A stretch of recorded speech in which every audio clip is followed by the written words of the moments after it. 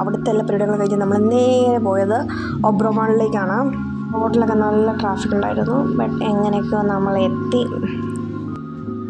കണ്ട വശത്ത് എത്തി.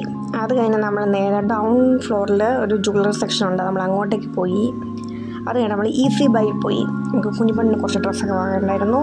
അത് കഴിഞ്ഞ് നമ്മൾ നേരെ ഫുഡ് കോർട്ടിലേക്കാണ് പോയത് ഗൈസ്. നമ്മൾ കുറേ സാധനങ്ങൾ വാങ്ങി, അതായത് പൈനാപ്പിൾ ജ്യൂസ്, ഐസ്ക്രീം, പിന്നെ ഡ്രാഗൺ ചിക്കൻ വാങ്ങി, മോമോസ് വാങ്ങി. എല്ലാം അടിപൊളിയായിരുന്നു. ഞാൻ ഐസ്ക്രീം വാങ്ങിയത് സ്ട്രോബെറി ഫ്ലേവറായിരുന്നു, ചേച്ചി മാംഗോ ഫ്ലേവറാണ് വാങ്ങിയത്.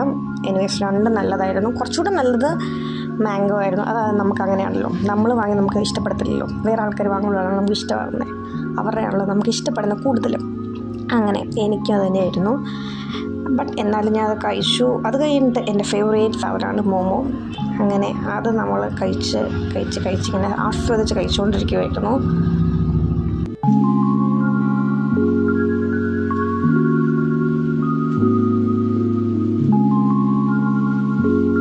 അത് കഴിഞ്ഞിട്ട് ഞാൻ എൻ്റെ ഡ്രാഗൺ ചിക്കൻ ട്രൈ ഔട്ട് ചെയ്യാണ്. എനിക്ക് ഓക്കെയാണ്, എനിക്ക് വലിയ ഇഷ്ടമില്ല, എന്നാലും അതും കഴിച്ചു.